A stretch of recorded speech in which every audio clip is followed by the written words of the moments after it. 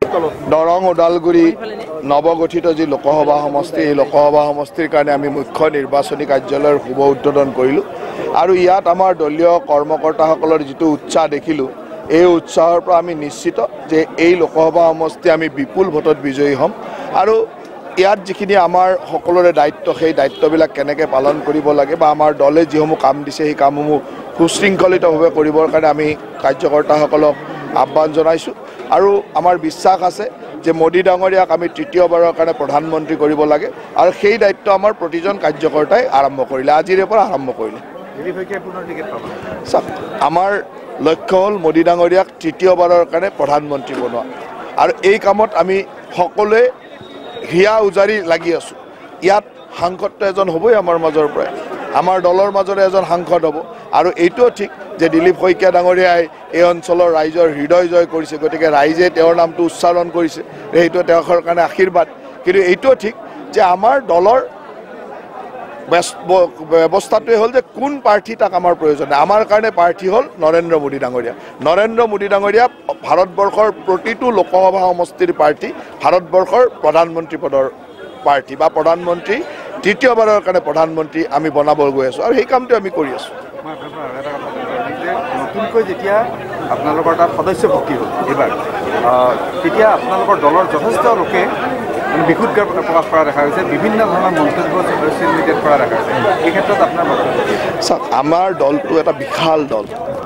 এই দলটোলৈকে সকলো মানুহে আহিব লাগে যিসকল মানুহ কোনো সমাজৰ বেয়া কামত জড়িত নহয় বা সমাজত এনেকুৱা কাম যি কামে আমাক সেই মানুহসকলক সমাজৰ ভাল কামত কেতিয়াও জড়িত কৰিব নোৱাৰে তেনেকুৱা মানুহক বাদ দি সকলো মানুহ ভাৰতীয় জনতা পাৰ্টিৰ একোজন ন্যস্তবান কৰ্মী হ'ব লাগে কাৰণ আজি আমি মোদী ডাঙৰীয়াৰ দৰে এজন ৰাষ্ট্ৰনেতা পাইছোঁ যিজন ৰাষ্ট্ৰনেতাৰ নেতৃত্বৰে আমি ভাৰতবৰ্ষক বিশ্বগুৰু বনাবলৈ গৈ আছোঁ এনেকুৱা সময়ত কোনে এই সৌভাগ্যৰ অধিকাৰী নোহোৱাকৈ থাকিব সকলোৱে সেই সৌভাগ্যৰ অধিকাৰী হওক আৰু এই সৌভাগ্যৰ অধিকাৰী হ'বলৈ অহা প্ৰতিজন মানুহকে আমি আদৰণি জনাব লাগে আৰু আমাৰ দলটো এনেকুৱা যে ইয়াত কোন আহিছে কোন গৈছে এই লৈ চিন্তা কৰিব নালাগে সকলো দলৰ একেবাৰে সমাহিত হৈ যাব সকলো দলৰ আদৰ্শৰে সমাহিত হৈ সুন্দৰভাৱে কাম কৰাৰ পৰিৱেশ আমাৰ দলটোত আছে চাওক আমাৰ 14খন আসনে আমি মিত্ৰ দলে খেলিম গতিকে মিত্ৰ দলৰ যেতিয়া বৈঠক হ'ব তেতিয়া আমি আলোচনা কৰিম যে AGP কেইখনত খেলিব আমাৰ UPPL কেইখনত খেলিব এই ধৰণৰ আলোচনা হ'ব কিন্তু আমাৰ প্ৰতিটো প্ৰাৰ্থীয়ে হ'ল তিনিওটা মিত্ৰ দলৰ প্ৰাৰ্থী গতিকে ইয়াত সকলোৱে AGP 14খনতে খেলিব আমিও 14খনতে খেলিম UPPL 14খনত খেলিব BPFৰ লগত কথাটো এতিয়া যে আমাৰ দলটোক কোনোবাই যদি আশীৰ্বাদ দিব বিচাৰে তাততো কাৰো আশীৰ্বাদ লোৱাত আমাৰ আপত্তি কৰিবলগীয়া নাই কিন্তু আমাৰ মিত্ৰ দল হ'ল এই তিনিটা আৰু এই মিত্ৰ দলে 14খন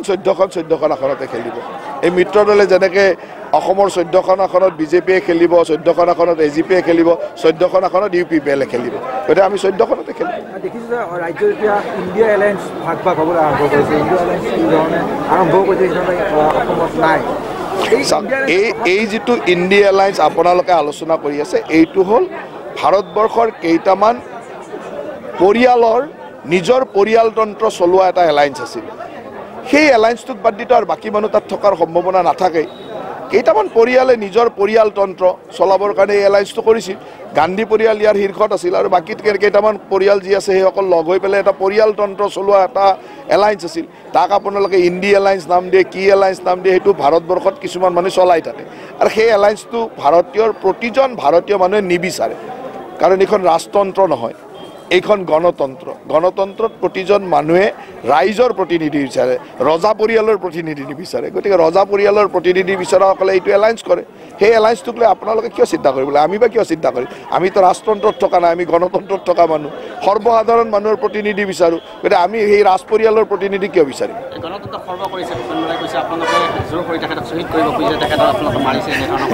চাওক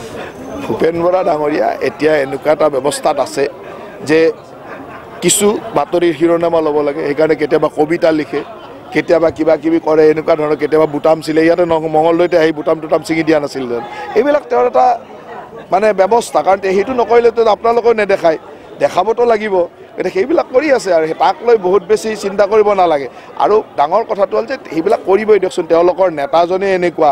যে যিজন নেতাই মানে ভৰ ঠাণ্ডাত মাজুলীৰ মাজেৰে গ'লে খালী গাতে এটা টি চাৰ্ট পিন্ধি যায়, গতিকে গৰম ঠাণ্ডা অনুভৱেই নকৰে। সাধাৰণতে ৰাস্তাত কোনবিলাক মানুহে গৰম ঠাণ্ডা অনুভৱ নকৰে আপোনালোকে দেখি থাকে, সেই নেতাৰ প্ৰেৰণাত চলি থকা মানুহে। গতিকে এইবিলাকক আৰু কিয় চিন্তা কৰিব লাগে, যিজন তেওঁলোক তেনেকুৱা নেতাৰ প্ৰেৰণাত চলি থকা মানুহ, গতিকে তেওঁলোক এইবিলাক কথা কৈ থাকিব আৰু আমি এইবিলাক সেই ধৰণৰ কথা বুলিয়ে ভাবিব লাগে যে এইবিলাক সেই ধৰণৰ কথা, গতিকে তাক আমি তেনেকৈ আনন্দৰে গ্ৰহণ কৰিব লাগে আৰু হাস্যৰস ল'ব লাগে। আমিনুল ইছলামে এখন সভাত তাৰমানে কৈছে যে এইবাৰ নগাঁৱৰ পৰা এজন মিয়াক তাৰমানে হেৰি কৰিব, এমপি বনাব। চাওক, এইটোৱে অসমৰ জাতীয় জীৱনৰ দুৰ্ভাগ্য যে যি মিয়াক আমি আগ্ৰাসনকাৰী বুলি কওঁ, যি মিয়াৰ কাৰণে অসমৰ জনগাঁথনি পৰিৱৰ্তন হৈছে, অসমৰ ভাষাৰ পৰিৱৰ্তন হৈছে, অসমৰ সংস্কৃতিৰ পৰিৱৰ্তন হৈছে, সেই ধৰণৰ মিয়াই আজি অসমত সাংসদ হ'ম বুলি ক'ব পৰা হৈ গ'ল যে আমি সাংসদ অমুকত বনাম। তাতকৈ আৰু অসমীয়া জাতিৰ কাৰণে দুৰ্ভাগ্য কি আছে? আমি এটা কথাই কৈছোঁ যে সেইকাৰণে ভাৰতীয় জনতা পাৰ্টি আৰু ইয়াৰ মিত্ৰ দল লাগে, যাতে এই আগ্ৰাসনকাৰীবিলাক কেতিয়াও অসমৰ পৰা জনপ্ৰতিনিধি হ'ব নোৱাৰে। সেইকাৰণে আমাৰ দলটোক লাগে, সেইটোৱে আটাইতকৈ ডাঙৰ কাৰণ। কি কৈছে? চাওক, কথাটো এনেকুৱা, এই কথাটোৱে মই কৈছোঁ যে অসমৰ মানুহে মিয়াৰ টেষ্ট পাব বুলি ক'ব পৰাটোৱে অসমীয়া জাতিৰ কাৰণে আটাইতকৈ জাতীয় জীৱনৰ দুৰ্ভাগ্য। আৰু সেইকাৰণে প্ৰতিজন অসমীয়া খিলঞ্জীয়া ভাৰতীয় মানুহে এটাই ক'ব লাগে যে আমি এইখন দেশক বাবৰকো উফৰাই পেলাইছোঁ, যিমান আগ্ৰাসনকাৰী আছে তাকো উফৰাই পেলাইছোঁ। সেই উফৰাই পেলোৱা ভাৰতীয় সংস্কৃতিক বিশ্বাস কৰা মানুহে এইবিলাক সৰু এইবিলাক কোনো আমাৰ কাৰণে একো নহয়, চব উফৰি যাব আৰু খিলঞ্জীয়া ভাৰতীয় মানুহৰে ইয়াত প্ৰতিপত্তি থাকিব, তাত চিন্তা কৰিব নালাগে। ভাৰতীয় জনতা পাৰ্টিৰ যিটো আমাৰ কাৰ্যপদ্ধতি, এটা নিৰ্বাচন জিকা বা ফলাফল ঘোষণা হোৱাৰ পিছতে দ্বিতীয় দিনৰ পৰা আমি আনটো নিৰ্বাচনৰ কাৰণে প্ৰস্তুতি চলাওঁ। আৰু যিটো সময়ত অন্য ৰাজনৈতিক দলবিলাকে তেওঁলোকৰ মাজত খামখেয়ালি বা তেওঁলোকৰ মাজত ইটো আজি কোনোবা ওলাই গৈছে, কালি কোনোবা সোমাইছে, এই ধৰণৰ পৰিৱেশৰ মাজত এটা ধুমুজাত যিটো সময়ত অন্য ৰাজনৈতিক দলবিলাক আছে, বিজেপি বিৰোধী, NDA বিৰোধী, সেই সময়ত ভাৰতীয় জনতা পাৰ্টীয়ে আজি দৰং ওদালগুৰি লোকসভা সমষ্টিৰ মুখ্য নিৰ্বাচনী কাৰ্যালয় আজি শুভ উদ্বোধন কৰিছে। গতিকে আমি কিমান ধৰণে মোদী ডাঙৰীয়াক আকৌ এবাৰ তৃতীয়বাৰৰ কাৰণে প্ৰধানমন্ত্ৰী পতাৰ আমি যি সংকল্পৰে আগবাঢ়িছোঁ, সেই সংকল্পক বাস্তৱায়িত কৰাৰ কাৰণে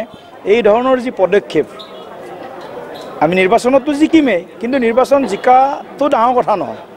আমি যাতে আমাৰ ভোট বৃদ্ধি কৰিব পাৰোঁ, প্ৰতিটো বুথত যাতে আমি আমাৰ সমৰ্থক শুভাকাংক্ষীৰ সংখ্যা বৃদ্ধি কৰিব পাৰোঁ, আৰু চৰকাৰখনৰ যি গৰীব কল্যাণৰ নীতি বা যিবিলাক আঁচনি, যিবিলাক আমাৰ কাৰ্যসূচী, এইবিলাক যাতে আমি সকলো ৰাইজৰ মাজলৈ লৈ যাব পাৰোঁ, সেইটোৱে আমাৰ মূল লক্ষ্য। আৰু আমি আজি দৰং ওদালগুৰি লোকসভা সমষ্টিবাসী ৰাইজে, বিজেপিৰ কাৰ্যকৰ্তাসকলে বিশেষকৈ আজি সংকল্প লৈছে যে আমি বিপুল ব্যৱধানত আকৌ এবাৰ মঙলদৈ পূৰ্বৰ সমষ্টি, নতুন সমষ্টি দৰং ওদালগুৰি সমষ্টি আমি পুনৰবাৰ জিকিবলৈ সক্ষম হ'ম আৰু প্ৰধানমন্ত্ৰী নৰেন্দ্ৰ মোদীক আকৌ এবাৰ প্ৰধানমন্ত্ৰী পাবলৈ আমি সক্ষম হ'ম। ৰাজ্যৰ প্ৰথমটো লোকসভা নিৰ্বাচনৰ প্ৰথম নিৰ্বাচনী কাৰ্যালয় হ'ব নেকি? ইতিমধ্যে যোৱাকালি বৰপেটাত এটা উদ্বোধন হৈছে, তেজপুৰত উদ্বোধন হৈছে, তৃতীয়টো বোধহয় মোৰ দৃষ্টিৰে তৃতীয়টো আমাৰ কাৰ্যালয় এইটো দৰং ওদালগুৰি লোকসভা সমষ্টিৰ মুখ্য নিৰ্বাচনী কাৰ্যালয় আজি উদ্বোধন হ'ল। সেইটোৱেতো বিজেপিৰ বাহাদুৰি। বিজেপি, মই আজি ভাষণতো কৈছোঁ, বিজেপিৰ প্ৰতিজন কাৰ্যকৰ্তাই প্ৰাৰ্থী। গতিকে দলে যিটো চূড়ান্ত সিদ্ধান্ত দিব, দলে ব্যক্তিলৈ নাচায়, দলে চাই যে আমি পদুম ফুল আমাৰ প্ৰতীক কি ধৰণে ব্যাপক ব্যৱধানত ৰাইজৰ আশীৰ্বাদ আৰু সমৰ্থনেৰে আমি সমষ্টিটো জিকিব পাৰোঁ। গতিকে ব্যক্তিৰ এটা গুৰুত্ব থাকিব, আৰু মই ভাবোঁ মোৰ আত্মবিশ্বাস আছে যে মই যিখিনি কাম যোৱা 5টা বছৰৰ ভিতৰত 1.5টা বছৰটো কোভিড কালতে গৈছে, গতিকে প্ৰায় 3-3.5 বছৰত মই যিখিনি কাম কৰিছোঁ, সাংসদ পুঁজি আজি মোৰ হাতত নাই, সম্পূৰ্ণ 100% ক'ব গ'লে সাংসদ পুঁজি মোৰ ফালৰ পৰা মই চেংচন কৰিলোঁ, ডিষ্ট্ৰিবিউট কৰিছোঁ। গতিকে মিডিয়াত কেতিয়াবা ওলায় দিলীপ শইকীয়াই 70% খৰচ কৰিলে, 70% খৰচ কৰিলে বা অলপ কমকৈ খৰচ কৰিলে, এইবিলাকৰ লগত মোৰ যিটো সাংসদ পুঁজি, মোৰ যিখিনিলৈকে জড়িত, মোৰ সাংসদ পুঁজি 100% মই ডিষ্ট্ৰিবিউট কৰি দিছোঁ মোৰ ফালৰ পৰা। এইটো বাকী প্ৰশাসনৰ কিছুমান নীতি নিয়ম থাকে সেইখিনি তেওঁলোকে সেইমতে কৰিব। গতিকে মই এইটোতো সফল। আজি পথৰুঘাটৰ এই শ্বহীদ যিটো আমাৰ স্মৃতি দিৱসৰ দিনাই আমি এটা ডাক লেফাফা বিশেষ ডাক লেফাফা মুকলি কৰিলোঁ। অহাবাৰ আমি পোষ্টেল ডাক টিকট মুকলি কৰিম। 535 কোটি টকাৰে মঙলদৈ বাইপাছ 50 বছৰৰ দাবী পূৰণ হ'ল। ৰাস্তা নিৰ্মাণৰ কাম আৰম্ভ হ'ল। বাইহাটা চাৰিআলিৰ পৰা তেজপুৰ মিছন চাৰিআলিলৈকে 132 কিলোমিটাৰ এই যিটো ৰাস্তা, এই ৰাস্তাৰো আমাৰ যি প্ৰশাসনীয় অনুমোদন এডমিনিষ্ট্ৰেটিভ এপ্ৰুভেল হৈ গ'ল। DPR প্ৰস্তুত হৈ গ'ল। এতিয়া মাত্ৰ কাম আৰম্ভ আৰু টেণ্ডাৰ আৰু কাম আৰম্ভ বাকী আছে। আমি আশা কৰিছোঁ ফেব্ৰুৱাৰী বা মাৰ্চৰ প্ৰথমতে, ফেব্ৰুৱাৰী শেষত হ'লেও বা মাৰ্চৰ একদম আৰম্ভণিতে যেতিয়ালৈকে আমাৰ অধিসূচনা জাৰি নহয় তাৰ পূৰ্বেই হয়তো আমি চেষ্টা কৰিম যাতে আমি আমাৰ কামৰ আৰম্ভণি কৰিব পাৰোঁ। আমি ইয়াত লগ হৈছোঁ বা আমি কিয় ৰাজনীতি কৰিছোঁ? আমি সকলোৱে ৰাজনীতি এইকাৰণে কৰোঁ যে আমি দেশখনক ভাল পাওঁ, জাতিটোক ভাল পাওঁ, দেশখনৰ উন্নয়ন বিচাৰোঁ, জাতিটোৰ উন্নয়ন বিচাৰোঁ। স্বাধীনতাৰ ৭৫ বছৰ পাৰ হৈ গ'ল। অইন সকলোবিলাকে জাতিটো বা দেশখনৰ কি উন্নয়ন কৰিলে দেখিলোঁ আৰু এই 10টা বছৰত মোদী ডাঙৰীয়াই কি উন্নয়ন কৰিলে দেখিলোঁ। গতিকে আমি স্পষ্ট যে মোদী ডাঙৰীয়াৰ নেতৃত্বত তৃতীয়বাৰৰ কাৰণে চৰকাৰ কৰিব লাগে আৰু দেশখনক আগুৱাই নিব লাগে। আমাৰ বেলেগ কোনো কথা নাই, কাৰণ আমি প্ৰত্যেকেই বিচাৰোঁ যে আমাৰ ৰাষ্ট্ৰখন এনেকুৱা হওক যি ৰাষ্ট্ৰৰ নাগৰিক বুলি কৈ আমি গৌৰৱ অনুভৱ কৰোঁ। আজি আমাৰ লক্ষ্য হ'ল বিশ্বৰ সৰ্বশ্ৰেষ্ঠ ৰাষ্ট্ৰ হোৱা। এটা সময় আছিল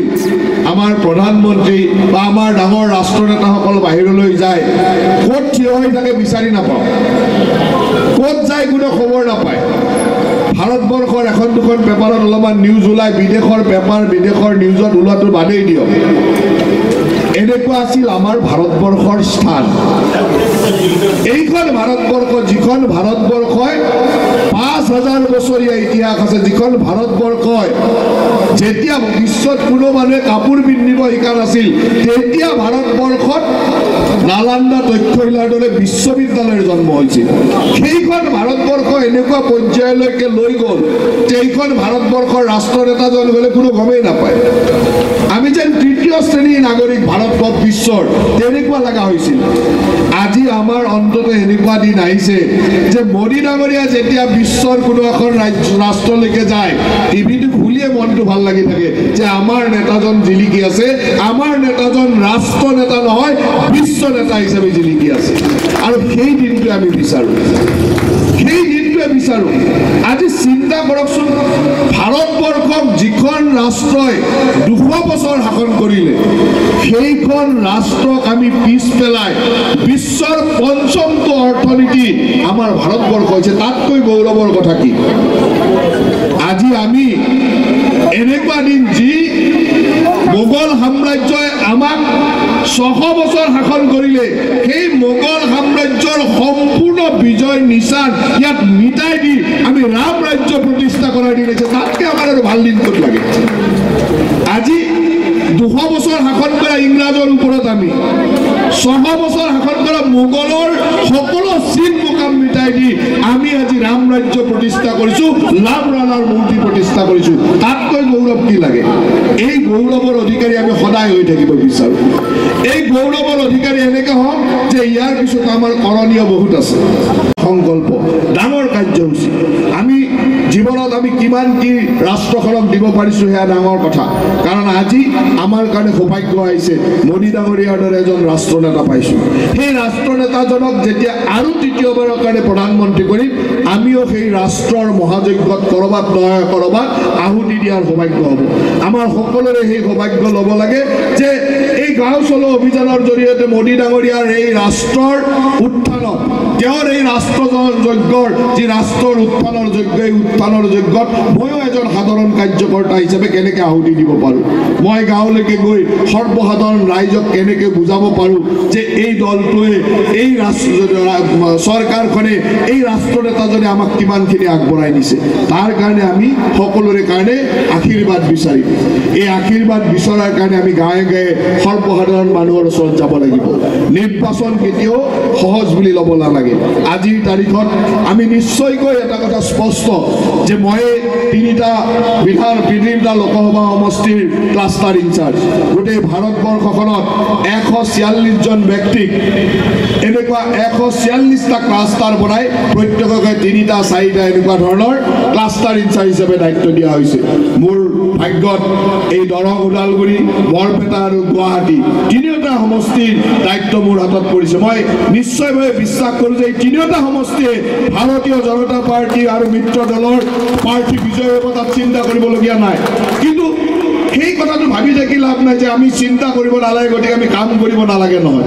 কাম এনেকে কৰিব লাগিব যে আটাইতকৈ বেছি ভোটত আমি কেনেকে এই তিনিটা সমষ্টি জিকিব পাৰোঁ মঙলদৈ লোকসভাৰ বা দৰং ওদালগুৰি লোকসভাটো আমি কেনেকে হায়েষ্ট ভোটেৰে আটাইতকৈ বেছি ভোটেৰে জিকাব পাৰোঁ কাৰণ মোদী ডাঙৰীয়াৰ প্ৰতি আমাৰ দায়িত্ব আছে এজন ৰাষ্ট্ৰ নেতাই 500 বছৰৰ ভাৰতীয় মানুহে অপেক্ষা কৰি থকা এই ৰাম মন্দিৰৰ প্ৰাণ প্ৰতিষ্ঠা কৰিব পাৰিছে এজন ৰাষ্ট্ৰ নেতাই 370 দৰে দফা এজন ৰাষ্ট্ৰ নেতাই নোহোৱা কৰিব পাৰিছে ভাৰতবৰ্ষত ত্ৰিপুল তালাকৰ দৰে আইন বা এনেকুৱা অজস্ৰ কাম যি ভাৰতবৰ্ষক পঞ্চম অৰ্থনৈতিক স্থানলৈকে উত্তৰণ ঘটাব পৰা এজন ৰাষ্ট্ৰ নেতা আমি পাইছোঁ সেইজন ৰাষ্ট্ৰ নেতাৰ নেতৃত্বত আমি ভাৰতবৰ্ষক তেনেকুৱা ধৰণে বিশ্বগুৰু বা বিশ্বৰ সৰ্বশ্ৰেষ্ঠ ৰাষ্ট্ৰ বনোৱাৰ আমাৰ যি কল্পনা এই কল্পনা এইজন নেতাৰ জৰিয়তে আমি সম্পূৰ্ণ কৰিব পাৰিম গতিকে আমাৰ দায়িত্ব আমি কিমান বেছি মানুহক ভোট দিব পাৰোঁ কিমান বেছিকৈ মানুহক সমাহিত কৰিব পাৰোঁ ইয়াত কোনো কথা চিন্তা কৰিব নালাগে ইয়াত যিমান মানুহ আমাৰ দললৈ আহিব খুজিছে যিমান মানুহ আমাৰ দলত সমাহিত হৈ আমাৰ দলৰ লগত কাম কৰিব বিচাৰে সকলোকে আদৰি ল'ব লাগে আমাৰ লক্ষ্য হ'ল ৰাষ্ট্ৰখন আগবঢ়াই নিয়া ৰাষ্ট্ৰখনক সকলো দিশত আগবঢ়াই নিয়া সেইকাৰণে আমি এনেকুৱা কিছুমান কাম কৰিব লাগিব যাতে প্ৰতিজন মানুহৰ হৃদয় জয় কৰিব পাৰে প্ৰতিজন মানুহৰ হৃদয় জয় কৰিব পৰা যিটো কাম সেই কামটো আমি কৰিব লাগিব কেতিয়াবা চাওক এতিয়া আমাৰ ৰামৰ মূল ভক্ত হনুমানো আহি পালে আমাক আশীৰ্বাদ দিবলৈ ৰামৰ ভক্ত হনুমানো আহি পালে গতিকে আমি এবাৰ জয় শ্ৰীৰামে দি লওঁ জয় শ্ৰীৰাম জয় শ্ৰীৰাম জয় শ্ৰীৰাম গতিকে ৰাম ৰাজ্য প্ৰতিষ্ঠা হৈয়ে গৈছে হনুমানো আহি পাইছে আৰু আমিবিলাকতো আছোৱেই মেইন হনুমানবিলাক আছোৱেই গতিকে আমি সকলোৱে লগ হৈ এতিয়া ৰাম ৰাজ্য গঢ়িবৰ কাৰণে কাম কৰিব লাগিব আৰু এটা কথাই মনত ৰাখিব আমাৰ দলত যিমান সমৰ্থক আনিব পাৰে আনক বহুত মানুহে কেতিয়াবা চিন্তা কৰি থাকে যে নতুন মানুহ আহিব অমুক আহিব কেনেকুৱা হ'ব আমাৰ দলত অমুক হ'ব বহুত আলোচনা কৰি থাকে সিদিনাখন আমাৰ এই ক্লাষ্টাৰ ইনচাৰ্জবিলাকৰ সভাত অমিত শ্বাহ ডাঙৰীয়াই সুন্দৰভাৱে ক'লে তেখেতে সভা ল'লে তেখেতে ক'লে যে আমি সেইসকল লোকক যিসকল লোক কোনো ফৌজদাৰী গোচৰত বা ক্ৰিমিনেল কেছত জড়িত নহয় ৰেপ কেছত জড়িত নহয় তেনেকুৱা সকলো লোককে দললৈকে আনিব লাগে যদি ক্ৰিমিনেল কেছত আছে কোনোবা ৰেপ কেছত আছে বেয়া কেছত আছে মাৰ্ডাৰাৰ তেনেকুৱা মানুহক বাদ দি যি মানুহে আমাৰ দললৈ আনিব ইচ্ছা কৰে আমাৰ দলক সমৰ্থন কৰিব সকলোকে দললৈকে লৈ আহক এতিয়া এজন আমাৰ জ্যেষ্ঠ নেতাই উঠি ক'লে বোলে ছাৰ এনেকুৱা হ'লেতো আমাৰ দলটোতো বহুত কথা হৈ যায় আমাৰ বহুত এনেকুৱা হয় আমাৰ দলটোৰ এনেকুৱা হ'ব কিবা কিবি ক'লে আৰু তেওঁৰ বিশ্লেষণ দিলে তেতিয়া অমিত শ্বাহ ডাঙৰীয়াই ক'লে যে ভাৰতীয় জনতা পাৰ্টি ইমান ডাঙৰ দল যে এই দলটোলৈ যোন আহে হয়তো সি বিলি লৈ যাব লাগিব নহয় আমি হজম কৰি লৈ ল'ম চিন্তা কৰিব নালাগে গতিকে আপোনালোকে এটা কথা মনত ৰাখিব এই দলটো ইমান বিশাল দল যে ইয়ালৈকে যোন আহিব কৈছে जो आएगा वो या तो वो फंस जाएगा नहीं तो हम उसको फंसा लेगा चिंता मत करो तार माने ইয়ালৈকে যিমান মানুহ আহিব ইয়াত চিন্তা কৰিব নালাগে এই আমাৰ লগত বিলীন হৈ যাব আমাৰ সংস্কৃতিৰ লগত বিলীন হ'বই লাগিব আৰু যদি বিলীন নহয় আমি তাক বিলীন কৰি পেলাম আমাৰ হাতত ইমানখিনি শক্তি আছে যে আমি তাক বিলীন কৰি পেলাম তাক চিন্তা কৰিব নালাগে সেইকাৰণে যোন আহে একমাত্ৰ বেয়া মানুহ যিবিলাক ক্ৰিমিনেল মাৰ্ডাৰাৰ ৰেপিষ্ট ভিক্টিম এনেকুৱা মানুহক বাদ দি সকলো মানুহৰ কাৰণে দুৱাৰ খোলা আছে প্ৰত্যেকে আমাৰ দললৈকে আহক আৰু আমাৰ দলৰ জৰিয়তে ৰাষ্ট্ৰ সেৱাত কমচে কম নিজৰ আহুতি দিয়ক নিজৰ অৰিহণা দিয়ক সেই সৌভাগ্য তেওঁলোকে লওক আমি সেই সৌভাগ্য প্ৰতিজন ভাৰতীয়ক দিব খোজোঁ প্ৰতিজন ভাৰতীয়ৰ দায়িত্ব যে এইখন ভাৰতবৰ্ষ ৰাষ্ট্ৰ বিশ্বগুৰু হ'ব তাতকৈ আমাৰ সকলোৰে যোগদান হওক সকলোৰে যোগদান হ'লে আমি আগবঢ়াব পাৰিম